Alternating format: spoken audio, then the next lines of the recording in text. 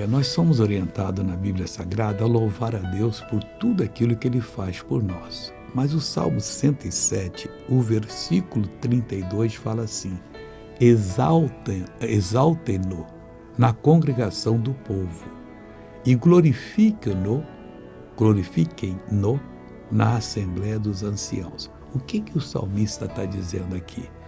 Para a gente prestar atenção que o lugar melhor para exaltar a Deus é na congregação do povo, quando o povo está congregado, quando o povo está naquela alegria, se ouve louvores, se ouve testemunhas, Deus vai fazer coisa grande, aí você deve se preparar para Deus lhe dar a capacidade de exaltá-lo na congregação do povo e glorificá-lo na Assembleia dos Anciãos, dos experimentados.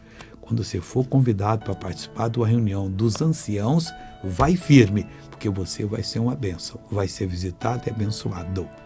Veja essa pessoa que foi abençoada. Beijo nas pernas e fui curado de asma também.